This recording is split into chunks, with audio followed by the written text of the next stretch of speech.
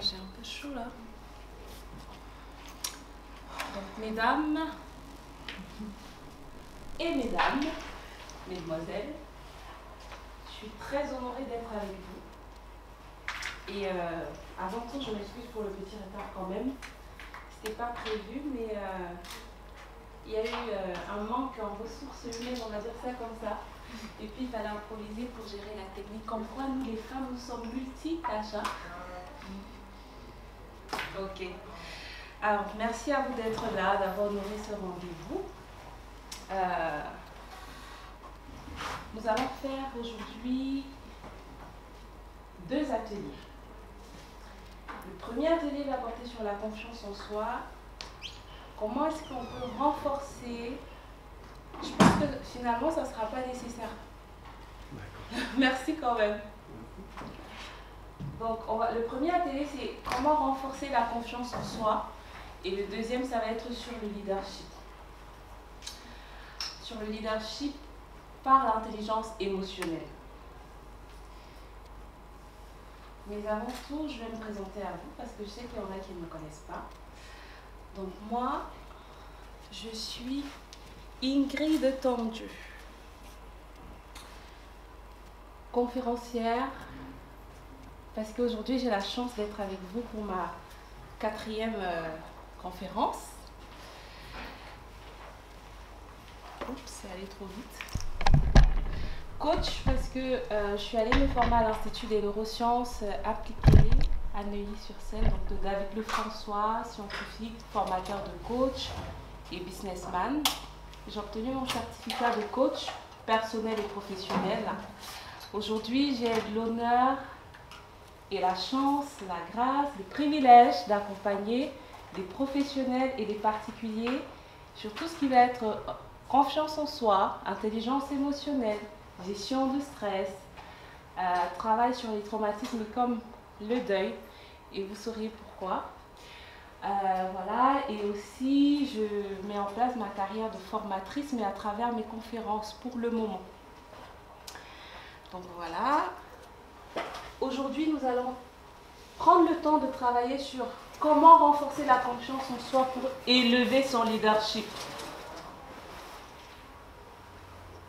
On va découvrir aussi c'est quoi la colonne vertébrale d'une bonne estime de soi. Le lien entre estime de soi et confiance en soi, on verra tout à l'heure. Parce que c'est lié. Je vais vous partager quelques outils pour renforcer la confiance en soi et 3 clés sur le leadership.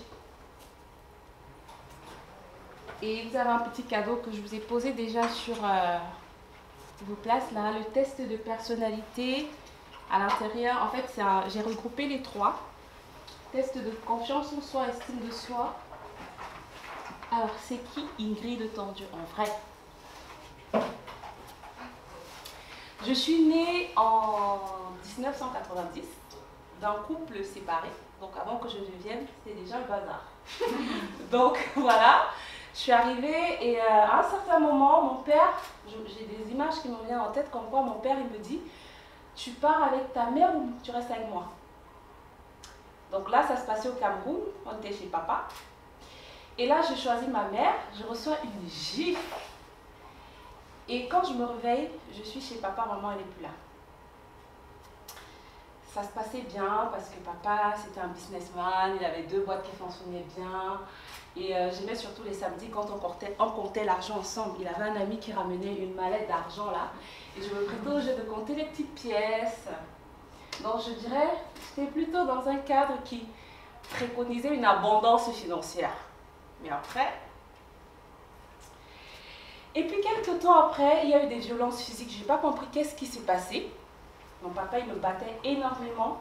Juste pour vous faire une image, il ouvrait souvent la colonne d'eau. Et j'étais là toute nue et il me fouettait avec le tuyau à gaz. Ouais. Bon, j'avoue aussi que je faisais un peu des bêtises. Quand on prêtait les chaussures des camarades, on s'échangeait les chaussures et puis on rentrait à la maison, on oubliait de rechanger après. Donc voilà. Est-ce que ça valait le coup de subir une telle bastonnade à plusieurs reprises? Non. Et quelques temps après, j'ai été placée dans un internat. Et quand je suis revenue, déjà entre l'internat et le retour à la maison, j'ai vécu le sentiment d'abandon. J'avais plus maman, j'avais pas papa. Et j'étais dans un univers, je comprenais rien du tout. Bon, tant bien que mal, je l'ai vécu. Je suis retournée à la maison, il y avait une autre femme qui était déjà là. Et là, les violences ont accéléré, j'ai envie de dire. Et j'ai donc commencé à faire des fugues. Je voulais aller retrouver ma mère parce que je ne me sentais plus en sécurité chez mon père. Et lors d'une de ces fugues-là, à la maison de la radio, on m'a confié à l'agent de sécurité qui était censé assurer ma sécurité. Mais alors, il m'a dit de le suivre dans une pièce qui était toute noire. Et là, j'ai été violée. J'avais à peine 8 ans. Je ne me rappelle plus. C'est tellement fort que je ne pourrais pas vous dire exactement. Et quelques temps après l'acte, on dit qu'on est venu chercher l'enfant, Ingrid Dieu. Et je vois qui? La femme de mon père, sa soeur et mon oncle. Et là, j'ai une douleur, non pas du viol, mais du fait que quand je vois la femme de mon père, je sais que je vais rentrer à la maison. Et comme par le passé, après mes fugues, c'est la bastonnade. Et je ne vais rien dire du viol que j'ai subi. Bon, quelques temps sont passés. Finalement, j'ai retrouvé ma mère qui est venue un jour, disant que son père était mort, il fallait aller au deuil. Et c'est comme ça que je suis partie de chez mon père, je ne suis plus jamais retournée. Entre-temps, elle n'avait pas encore la stabilité nécessaire, puisqu'elle aussi, une commerçante, elle a tant bien que mal géré ses finances, et puis ça ne permettait pas qu'elle puisse prendre soin de sa famille. Elle m'a amenée chez ma tante, qui était dans un foyer polygamique. Donc, c'était autre chose. Je ne vous épargne les détails. Mais je suis sortie de là avec de très bonnes choses. Notamment, ma tante, elle travaillait aux Forces armées en tant que secrétaire administrative. Mais avant d'aller au boulot le matin, elle faisait des beignets. Donc, elle m'a appris à vendre, en fait. Mes premiers actes de vente, c'était avec ma tante. Donc, j'allais vendre les dimanches aux sorties d'église. Je vendais souvent pour la remplacer. Elle va faire pause pipi ou je sais pas quoi. Donc, moi, je prenais un plaisir fou à le faire. Et comme j'avais l'argent, ça me reconnectait à ces séances des samedis où je comptais l'argent, en fait. Mais j'ai commencé à sentir que financièrement, il fallait faire attention parce que ma tante surveillait tous mes faits et gestes. Parce qu'il fallait rendre la bonne monnaie, il ne fallait pas se tromper, tout ça. Mais moi, je prenais ça bizarrement. Mais bon, bref, c'est passé. Et un jour, j'ai appris que ma mère s'était installée à quelques parcs de maison, quelques pâtés de maison. Alors, comme moi, je savais fuguer, étant donné que ma mère, elle me disait, non, reste chez ta tante, c'est ma grande soeur, je viendrai te chercher, prends ton temps. Et je lui disais, mais je ne suis pas à l'aise parce que son mari battait sur nous. On n'avait pas le droit de faire ci, on n'avait pas le droit de faire ça. Quand il achetait le petit déjeuner, il donnait au couple dans l'autre foyer. Et nous, on n'avait pas à manger. Et pire encore, c'est moi qui allais souvent acheter le pain et tout pour aller donner aux enfants de l'autre foyer. Bon, moi, ça ne m'a pas embêté tant que ça parce que je savais que j'allais les baigner le matin. Et d'ailleurs, parenthèse, je me servais souvent pour aller vendre à l'école pour avoir des pièces. Et ça, elle ne le savait pas, donc ça reste entre nous. Et puis, comme j'ai su que maman était à côté, j'ai fait ce que je savais faire, hein. J'ai fugué. Je suis allée chez ma mère, ça a créé des petits conflits là-bas, mais bon, c'était pas mon affaire, hein. Moi, j'étais où je voulais depuis fort longtemps.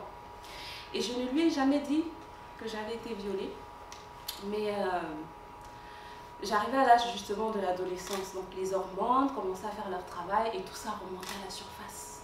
Je ne savais pas comment les exprimer, donc je jouais les délinquantes. Parce que j'étais avec ma mère, parce que j'étais contente, mais en même temps, je lui menais un peu la vie dure, je ne savais pas comment extérioriser tout ça. Bon, et puis quelque chose s'est passé. Ma mère, elle me disait, ton père et moi, on a fait un deal.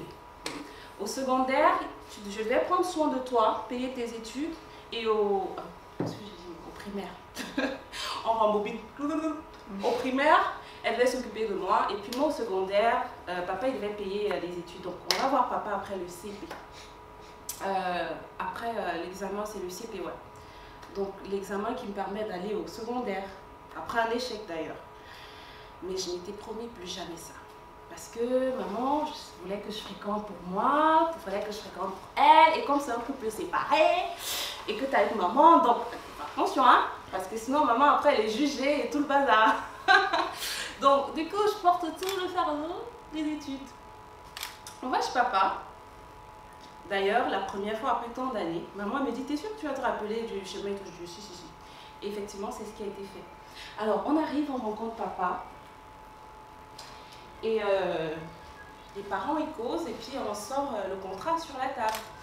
Et papa qui dit, moi je ne vais pas payer ses études parce qu'elle veut faire les études en général, moi je veux qu'elle fasse la technique. Et comme c'était mon choix, j'ai pris tout de suite la parole, j'ai dit non, il n'est pas question que je fasse la technique parce que je ne saurais même pas... Non, non, non, moi je veux faire les études littéraires en fait. Et du coup, je lui pose une question, je lui dis, papa, si un jour,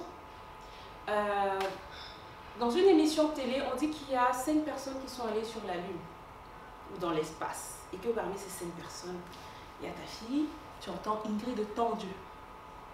Est-ce que tu ne seras pas fière? Et là, il baisse la tête, il tourne la tête. J'ai pas le regard, j'ai pas la validation, j'ai pas de fierté, j'ai le vide. Une colère, l'amertume et une rage de me dire finalement, non, t'as raison, je vais fréquenter. Et il va voir. Bon, je suis sortie de là avec cette rage, cette colère-là, que je vais nourrir d'ailleurs. Et puis je vais fréquenter, arriver en 4e, quelque chose va se passer. Quelque chose vraiment va se passer. J'ai du mal en français, j'ai du mal même en mathématiques, subitement. Je ne sais pas pourquoi. Mais il y a des choses qui remontent à la surface. Des flashs, des violences que j'ai subies par le passé chez papa et autres. Et je commence à voir mes notes qui baissent. Et maman me dit, qu'est-ce qui ne va pas? Je dis, maman, j'ai besoin d'un répétiteur en français et en anglais parce que je kiffe l'anglais. Elle me dit, ok, je ferai un effort. Mon professeur de français à l'école, en classe de 4e, il va accepter de me suivre à la maison. Donc il vient à la maison me donner des cours, mais un jour, maman, elle va tomber malade et va falloir serrer la ceinture financièrement. Bon, je me dis, ça va aller, le temps qu'elle se rétablisse, mais sauf qu'elle ne va jamais se rétablir parce qu'elle va mourir. Elle va mourir suite de courtes maladies. Et là, je suis à mes 13 ans d'âge.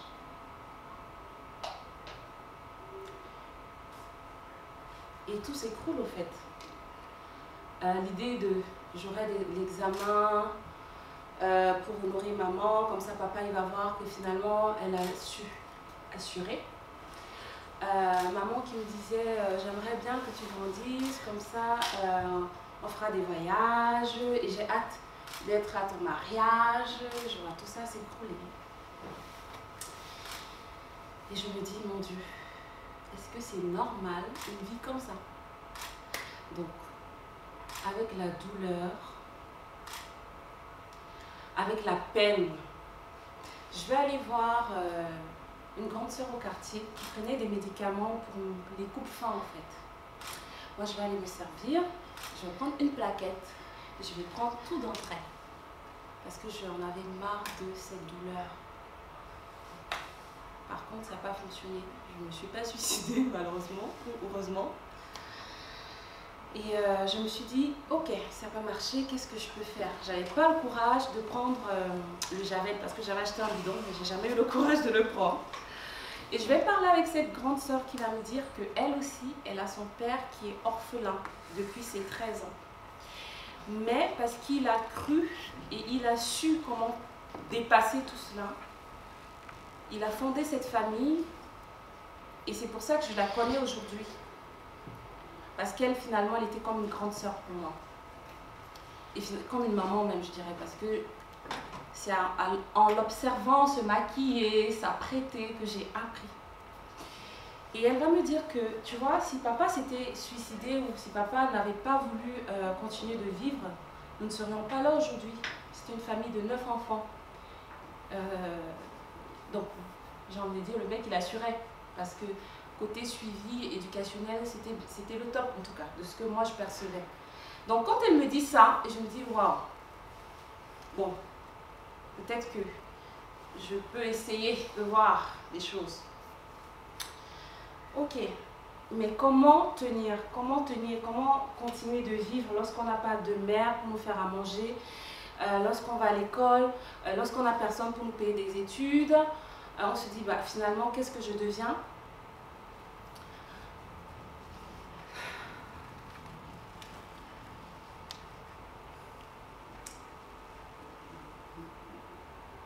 Je ne sais pas comment j'ai fait, mais j'ai réussi quand même à mettre en place un certain mécanisme que j'ai pu comprendre plus tard lorsque je faisais des études en neurosciences. J'ai coupé complètement avec mes émotions parce que j'avais besoin de m'alléger de cette douleur pour continuer.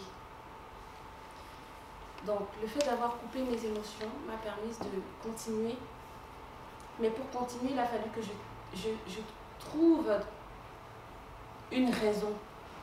Il a fallu que je trouve quelque chose sur lequel tenir qui était plus fort que moi, parce que pour moi-même, il n'y avait plus de raison de vivre, il n'y avait pas de sens en fait.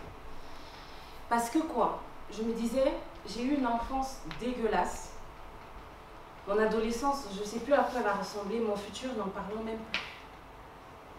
Par contre, pour tenir, je me suis rappelé que ma mère, elle me disait souvent, je peux mourir aujourd'hui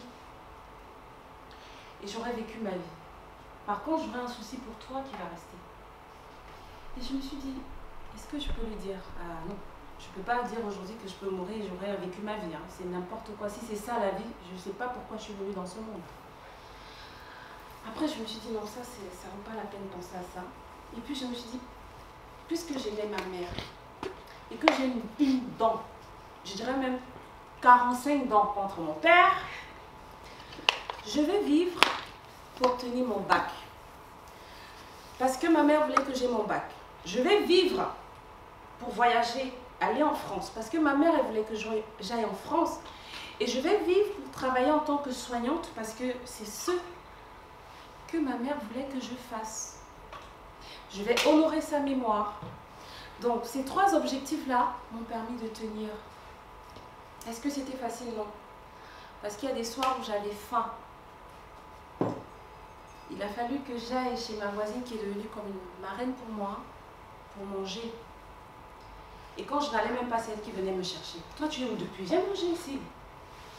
Pourquoi je n'allais pas souvent? Parce que j'avais ce sentiment de pitié, je fais pitié, non. Le petit vilain canard, en fait, celui qui est intrusif.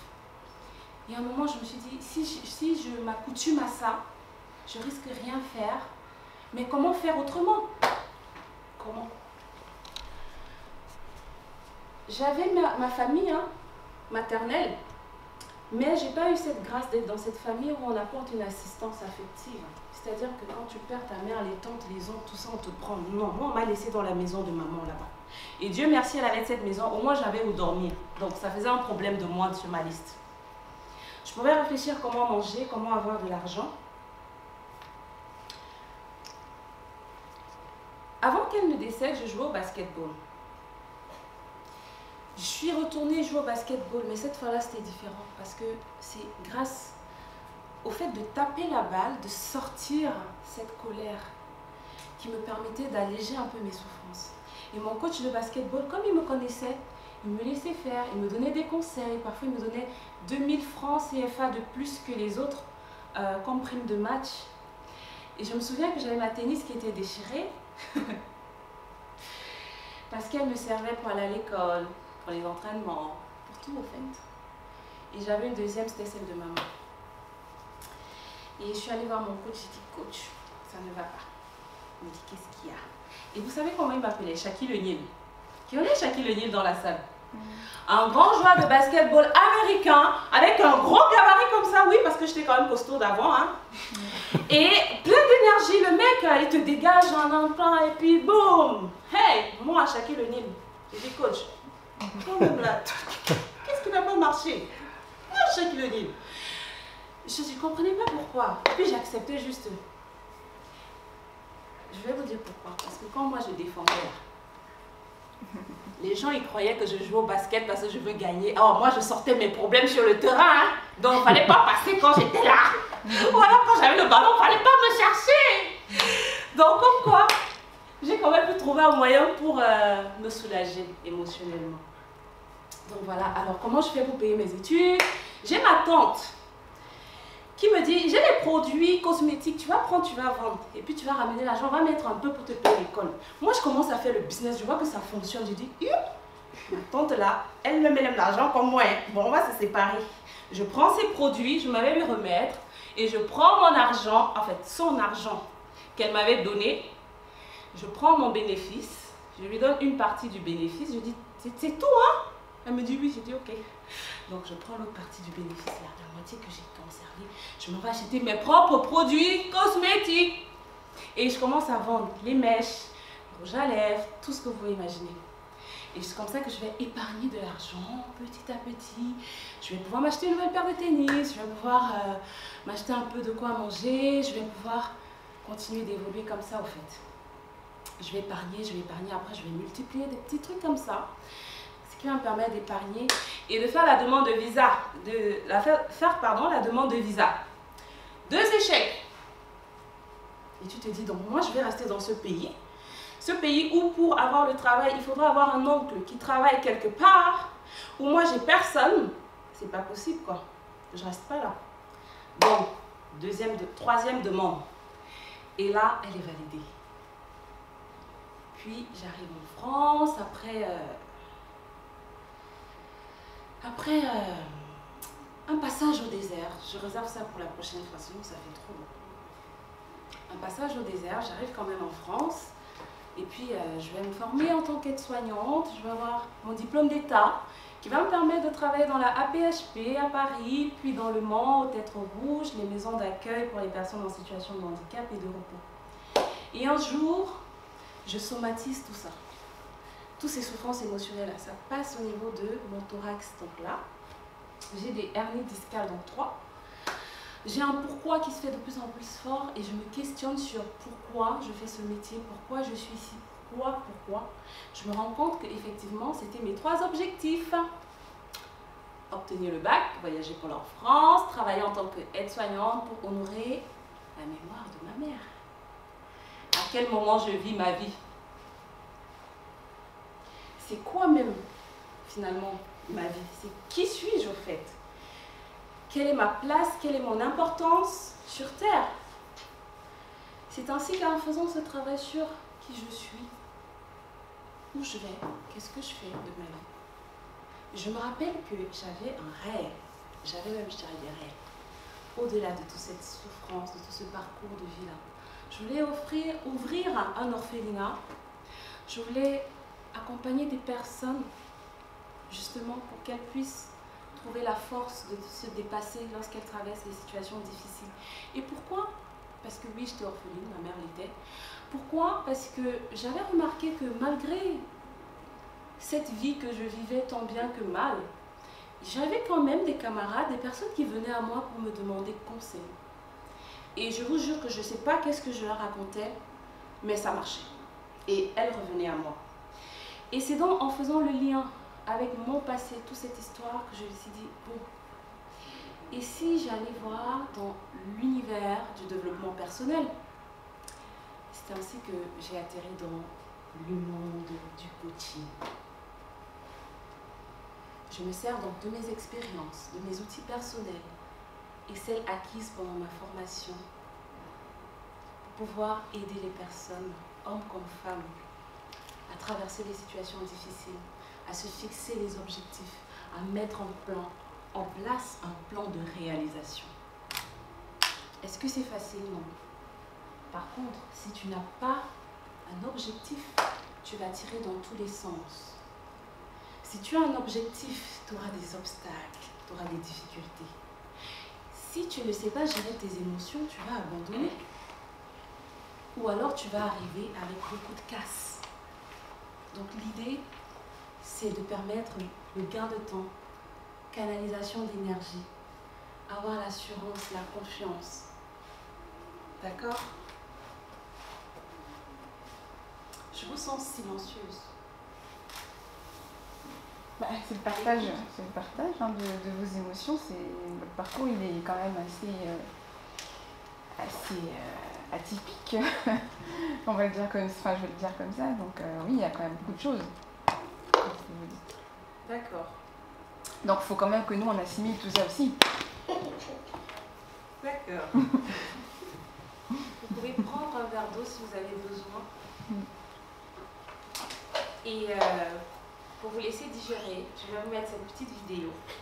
Et après, je laisserai une personne partager avec nous ce qu'elle a tiré de cette vidéo.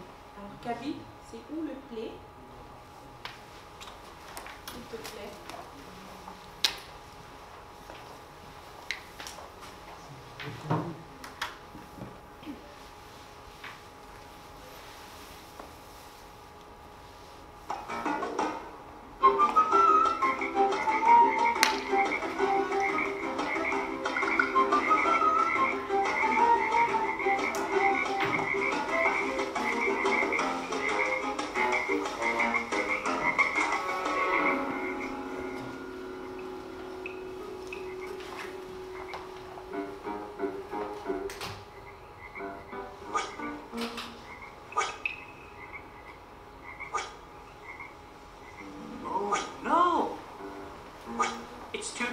They'll never make it. No, never. The rain. No, the rain will fill the hole, and then they can swim out. Stop jumping. We have a plan.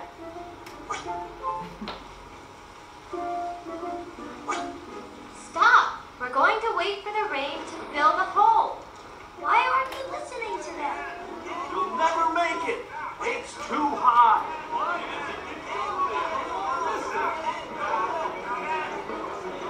You can't do it. It's too sensitive. See your string. Don't even try. Just hang there.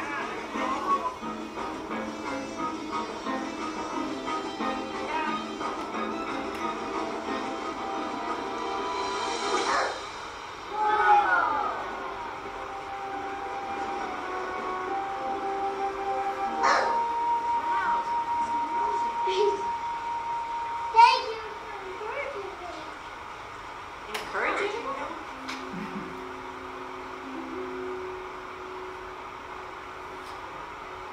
He's dead.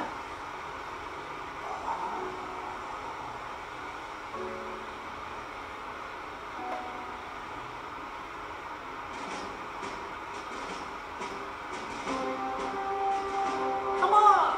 You can make it! Jump! Jump! Jump! Jump! Jump! Jump! Jump! Jump! Jump!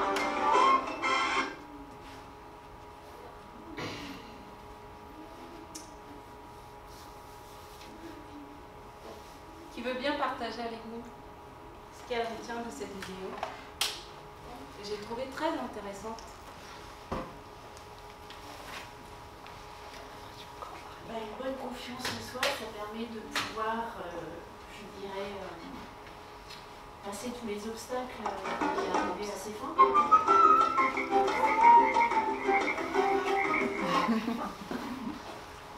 Voilà, c'est bon. Oui, Karine. Je disais que d'avoir une bonne confiance en soi, une bonne motivation, en fait, c'est de pouvoir permettre de pouvoir franchir justement tous les obstacles qu'on peut avoir sur son chemin de vie pour arriver à son objectif final. D'accord, super, merci. Applaudissez pour Karine. C'est ça, la confiance en soi, c'est la base dans la vie. C'est la base parce que, vous avez vu, hein, ils étaient en train de... Je ne sais pas où ils allaient, je ne sais même pas d'où ils venaient. Mais faisant ce chemin, il y a des obstacles, on ne s'entend pas. Et puis, face à l'obstacle, il y en a qui baissent les bras, il y a des personnes à côté, il y a des circonstances, des personnes, ou bien des voix, ou même nos freins personnels, nos insécurités personnelles qui font que on peut se dire, ah, c'est difficile, je ne vais pas y aller. Ou alors, on va, comme cette première grenouille qui sort du fossé, on va juste la sourdir. Et puis on va rester focus sur l'objectif. Et on va canaliser cette énergie comme il fait son petit popotin là. Et puis, hop! On va essayer plusieurs fois, ça ne va pas forcément marcher. Mais à force de persévérance, on finit par y arriver. Maintenant, vous avez des fiches devant vous là. Je vais vous demander de prendre des toutes blanches. Des fiches toutes blanches parce qu'on va commencer tout de suite l'atelier sur la confiance en soi. Il va se faire en 2 parties. Ah non, pas celle-là, pas celle-là. Ah non, je pense que c'est passé trop vite là. Excusez-moi, je ne suis pas habituée avec cet appareil. Non,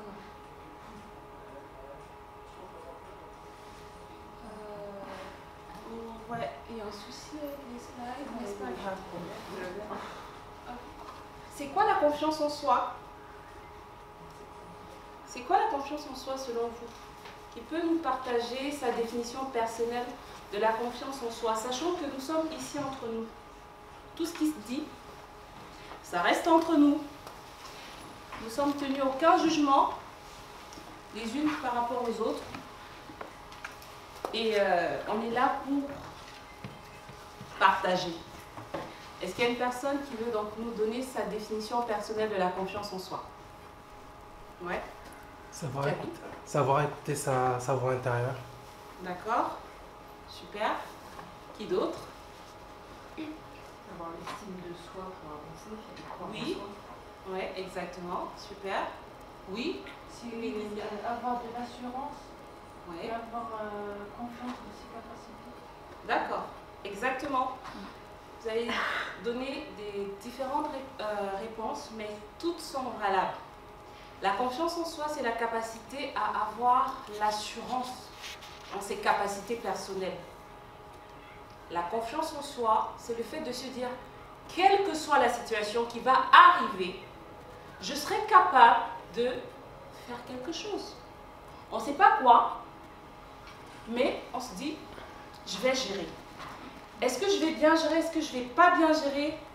Là n'est pas la question. La question c'est, je suis responsable, je tiens face, je suis là.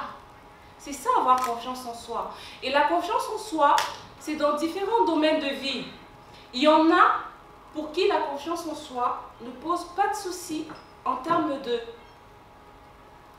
vie privée familiale. Il y en a pour qui la confiance en soi est un challenge dans la vie professionnelle face à des situations. Comprendre la parole pour s'affirmer devant son supérieur, savoir dire non. Il y a pour qui la confiance en soi est un challenge personnel. Par exemple, se mettre en bikini pour aller à la piscine. Alors qu'on vient soit d'accoucher, ou alors on est passé par une phase de déprime, un peu on a mangé à des heures un peu avancées, puis on a pris quelques rondeurs. Et du coup on se dit, oh, je ne vais pas oser me mettre en pyjama ou alors en tenue de piscine. Et parfois même c'est dans la vie de couple, hein, on n'ose pas mettre des petites tenues sexy là. What? Pourquoi? Parce qu'on n'a pas confiance en soi. Et je suis d'accord avec toi que la confiance en soi fait partie de l'estime de soi. Alors pourquoi j'ai un manque de confiance en moi? Il faut comprendre l'origine des choses afin de conscientiser les outils qu'on va mettre en place. Je vais vous inviter à noter pourquoi il vous arrive parfois de ne pas avoir confiance en vous, mesdames. Ça peut arriver, hein? Ça peut arriver à tout moment. Donc, je vous invite vraiment. Moi, ça m'est arrivé une fois, et plusieurs fois d'ailleurs, de ne pas avoir confiance en moi. Par exemple, pour l'éducation de ma fille, il m'est arrivé de me poser la question, je n'ai pas de mère à qui demander à avoir des références. Mais comment je vais faire? Qu'est-ce qu'elle va devenir? Qu'est-ce que je vais pouvoir lui dire? Bon, je m'en sors, hein, jusqu'ici. Donc, l'origine, c'est quoi dans ce cas de figure? Parce que pour moi, comme j'ai pas un modèle, bah, je sais pas comment faire, j'ai jamais vu comment faire. Est-ce que je vais avoir le courage, l'assurance de me dire je me lance quand même pour essayer? Faire des recherches sur Internet, poser la question à quelques camarades, observer comment les autres y font et voir ce qui pourrait éventuellement m'intéresser. Pourquoi on est appelé parfois à manquer de confiance en soi? Je vous donnerai d'autres situations après. Qu'est-ce qui m'a amené à manquer de confiance en moi? Est-ce que c'est l'avis des autres, le jugement? Parce qu'on m'a dit souvent que j'étais trop grasse, ronde, grosse. Je ne me permets plus de mettre mes bikinis. Est-ce que mon chéri me dit, oh, avec tes grosses fesses là, franchement. Et toi, tu te dis, oh là là, avec mes grosses fesses là, qu'est-ce que je vais pouvoir faire? Ou alors elle te dit, bah, j'ai mangé ton repas tout à l'heure, non mais franchement, tu cuisines comme une madeleine, j'ai envie de dire, je sais pas. Ça peut souvent arriver que la personne nous dise ça juste pour rigoler, mais en fonction de nos humeurs et nos insécurités intérieures, on colle une étiquette. Et comme le cerveau ne fait pas de différence entre une situation réellement vécue et une inventée de toutes pièces, il met ça dans un tiroir. Parce que émotionnellement, on est pris. Et du coup, qu'est-ce qui se passe? On a trois grandes parties du cerveau. Derrière, c'est le reptilien. Le reptilien, c'est celui qui assure les mouvements neurovégétatifs inconscients comme dormir, se lever, courir comme je suis debout là. Lui, c'est la peur, donc je me protège, ou alors la joie, je m'éclate au fait. Lui, c'est les actions point barre. On a le deuxième, le limbique, tout au milieu là. Lui, alors, c'est les émotions, la mémoire, la motivation. Et pour que quelque chose, une histoire vécue, une expérience aille dans notre mémoire, elle est chargée d'émotions. Et ça se passe là dans le limbique. Quand on n'arrive plus à avoir le discernement, quand on est noyé dans ses émotions, c'est qu'on est là, dans le limbique. Et à ce moment-là, on va aller voir un spécialiste, un professionnel comme un coach ou comme un psychologue qui va nous aider à sortir du limbique pour arriver là, dans notre néocortex. Donc, les matheux, les stratèges, les gens qui aiment bien réfléchir, ils utilisent plus cette partie-là. Ok? Et c'est aussi bien, mais sauf que quand on a des situations, on n'arrive plus à rationaliser, donc on est là. Ce qu'on fait dans le coaching, par exemple, on va te sortir de là à travers un système de questionnement avec des outils qu'on te fait pratiquer pour te ramener un peu là, l'équilibre. C'est pas pour dire que là, il n'y a pas d'émotions, il y a des émotions partout, mais c'est pas forcément le même dosage. Par contre, on a des chefs d'entreprise, les grands stratèges, les objectifs qui ont des challenges à résoudre, des chiffres d'affaires à atteindre. Eux, ils sont trop là. Et on va un peu les ramener là. Et avec autre chose, on va leur permettre d'atteindre la performance à partir de l'être.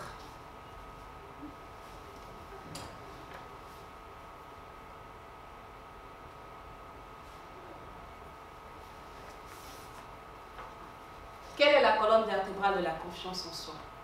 Je vais prendre la réponse de Graziella tout à l'heure. Exemple parfait, la confiance en soi fait partie de la colonne vertébrale là. Vous avez vu, non? Il y a la base, il y a le milieu, et puis il y a la tête, ou je ne sais pas comment dire, on va dire, il y a la terre, et puis il y a l'espace, nous là, comme ça, et puis là, il y a le ciel. Ici, c'est l'amour de soi. Est-ce que vous avez un fort amour de qui vous êtes? Je vais vous demander de faire une évaluation maintenant. Sur l'échelle de 1 à 10, à combien notez-vous votre capacité personnelle de manifester votre amour personnel? L'amour personnel, c'est quoi? Est-ce que tu t'aimes inconditionnellement? Est-ce que tu apprécies tes formes? Est-ce que tu as conscience de tes talents? Est-ce que tu les valorises? Est-ce que tu es conscient de tes valeurs? Et est-ce que tu les respectes? L'amour de soi, c'est s'aimer inconditionnellement. Je m'aime inconditionnellement, que je sois courte, que je sois avec mes grosses fesses, que je sois, peu importe, tous mes défauts, je les accepte. C'est moi, ça m'appartient. Par contre, ça ne m'empêche pas de mettre des choses en place pour améliorer, pour changer ce dont je ne veux plus. Autrefois, j'avais une certaine corpulence qui m'allait bien. À un moment, j'estime que ça ne va plus. Je ne vais pas me juger, je ne vais pas m'auto-flageller en disant « ouais, je suis grosse, machin, je ne peux pas mettre tel habit ». Par conséquent, tu restes là, à rien faire, juste à ruminer « oui, je suis grosse, je ne suis pas belle ». Ça, on sait, le disque est rayé. Maintenant, qu'est-ce que tu mets en place pour changer, puisque ça ne te correspond plus? Ça, c'est juste un exemple. Donc, on a...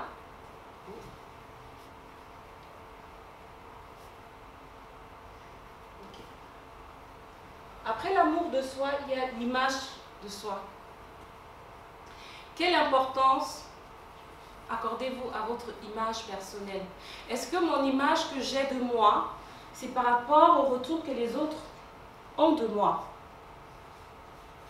Un retour qui peut être biaisé, parce qu'elles me perçoivent avec leur propre filtre, qui ne m'appartient pas. Est-ce que c'est positif? Est-ce que c'est négatif? Là n'est pas la question. Mais c'est quelle est l'importance que j'accorde? Est-ce que je délègue mon pouvoir aux autres? Ou alors je m'affirme? C'est-à-dire quoi? J'ai mes choix vestimentaires. Ça peut déranger certains, comme ça peut plaire d'autres. Ok, mais c'est moi en fait. Je ne vais pas dire non, je ne vais pas porter telle tenue vestimentaire parce que X n'apprécie pas ça. Non, non. C'est est-ce que je suis bien? Est-ce que mon confort, il est où? Est-ce que ça me va par rapport à la couleur? Est-ce que je suis à l'aise? Je suis bien? Ok. Mais si je suis bien et que je me l'interdis parce qu'on dira, tu délègues ton pouvoir.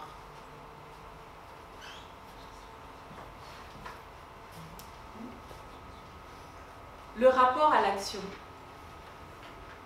Le rapport à l'action.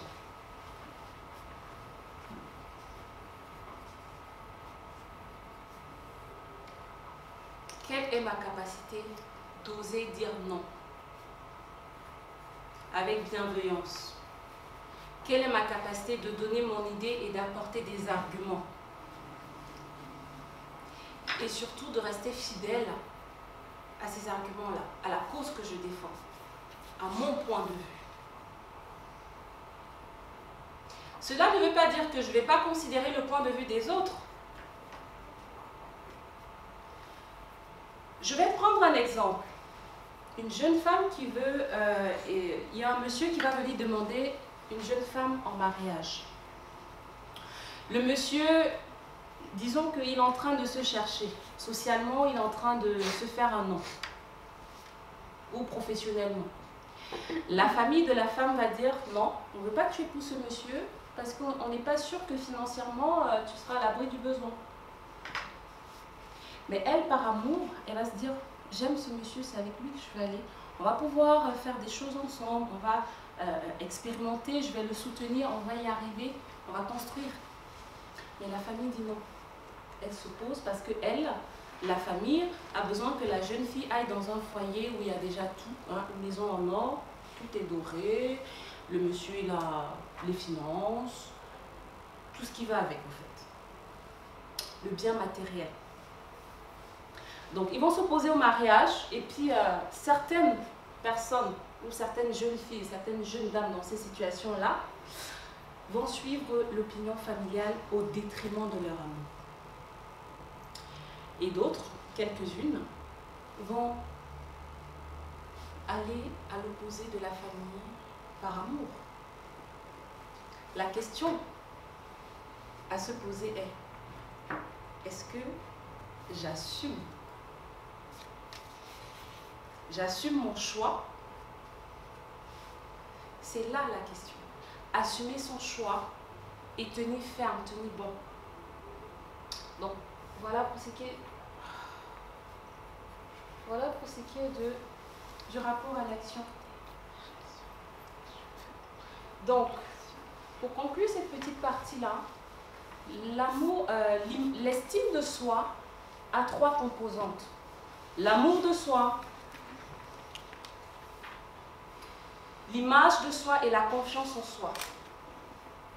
Si je veux avoir confiance en moi, je dois comprendre qu'il est important que je développe une bonne image de moi. Et également un amour de soi. C'est les 3 mousquetaires. Ça va ensemble. Lorsque j'ai une personne en coaching qui veut travailler sa confiance en soi, quand on va les gratter un peu, généralement c'est l'un des 2 qui cloche.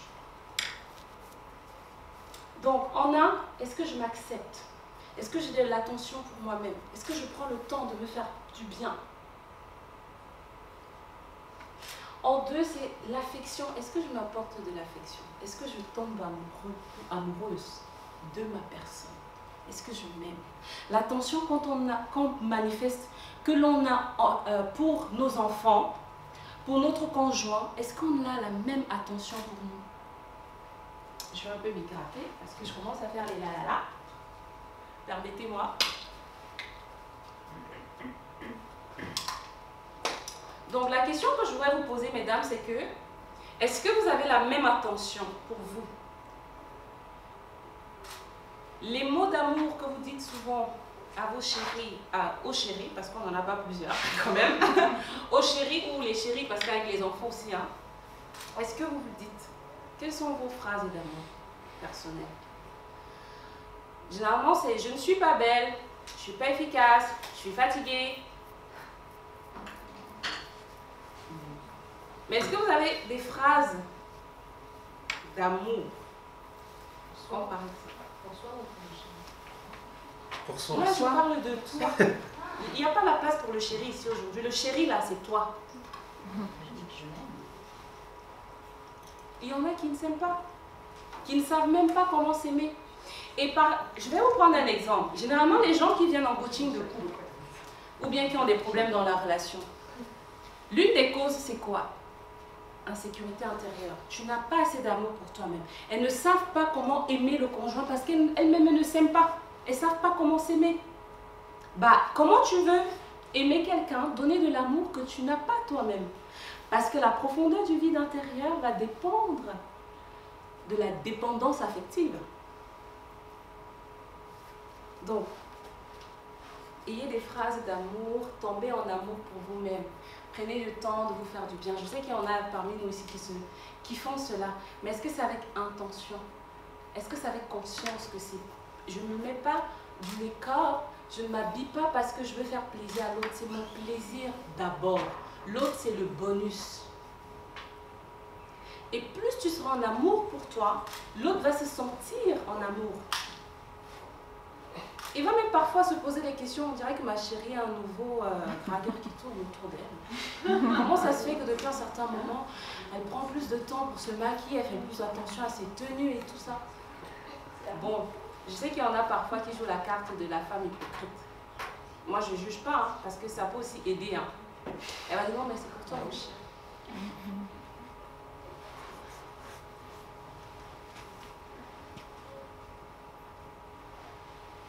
Donc, atelier confiance en soi. Allez, maintenant, vous allez beaucoup plus écrire, mesdames. Alors, tout à l'heure, on a dit comment, qu'est-ce qui est à l'origine du manque de confiance en soi. Maintenant, c'est comment reconnaître le manque de confiance en soi. Voilà quelques éléments que je vous ai listés là. Il y a des personnes qui systématiquement évitent de se mettre en avant. Lorsque on est au bureau, il y a des rapports, prise de parole, il y en a, elles sont bloquées là.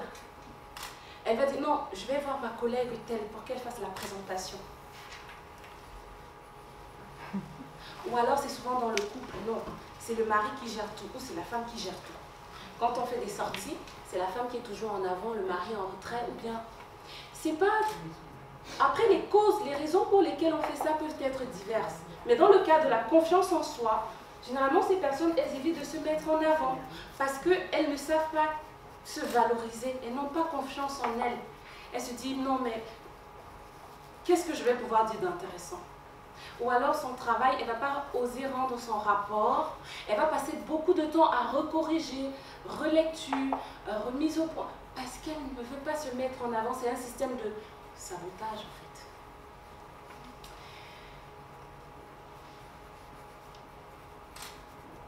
Ceux-ci-là, je les appelle les rectomyopes. Le nom du monsieur qui a inventé ça ne me revient pas en tête, c'est un docteur, psychologue et neuroscientifique. Il dit qu'il y a les rectomyopes, c'est-à-dire eux là, ils sont orientés problème. Ils sont orientés impossibilité. Ils imaginent toujours le pire. Je prends un cas d'exemple. Il peut t'arriver d'être licencié ou bien de perdre ton boulot. Tu vas rencontrer un rectomyope. Voici ce qu'il va te dire. Oh, comment ça se fait? Non mais qu'est-ce qui s'est passé? Comment ça se fait que tu aies perdu ton travail? Ah bah c'est tant pis pour toi, hein, parce que vu les temps qui courent, là, la crise sanitaire, il y a la crise financière, le boulot se fait de plus en plus rare. Hein. Ah, t'es pas prêt de t'en sortir mon coco? Ah, tu vas galérer, t'en as pour longtemps, hein, t'en as pour peut-être 2-3 ans. Hein. Ou tu viens d'ouvrir ton entreprise, tu rencontres un rectomyope, il te dit non mais ça va pas la tête, tu as le courage d'ouvrir ton entreprise pendant la crise là? Comment tu avais pour trouver les clients? Et bien tu as même déjà quelle expérience? De toute façon, je vais vous dire ce qu'on m'a dit. Hein. Toi, de toute façon, tu es noir. Et tu veux faire ce travail-là? Ce sont les blancs qui font ce travail. Tu n'auras pas ta place. Et puis même, tu connais gérer une entreprise. Administrativement parlant, tu vas faire comment? Et tu sais même que si tu vois ton entreprise, tu auras des charges à payer. Et déjà, tu t'en sors pas financièrement. Mais tu vas où comme ça? Tu vas te retrouver avec des huissiers. Donc, cela, c'est que ça en fait. Eux là, je vous jure, il faut les fuir. Il ne faut même pas leur parler de vos projets. Il ne faut même pas leur consacrer du temps. Parce que eux là, ce sont des énergivores. Parce que quand tu finis de causer avec eux là, toi-même tu te sens... genre, il y a quelque chose, toi tu te dis, bah, tu commences à te remettre même en question parfois. Si tu n'as pas un mental assez fort, je vous jure que tu vas laisser tomber. Et puis, insatisfaction de soi. Moi, je me connais ici. Hein. Insatisfaction de soi. Parce que parfois, on peut avoir le complexe de perfectionniste. On veut bien faire. Et je vous jure que je suis arrivée ici 2 fois pour leur dire que je veux qu'il y ait des couleurs. Je voudrais qu'elles se sentent un peu comme à la maison, un peu comme... qu'elles se sentent bien, quoi. Je suis venue une fois, j'ai dit ça, comme si ça ne suffisait pas, je suis encore revenue. Une perte de temps, énergie. Parce que je me dis, il faut que ce jour-là, ce soit bien.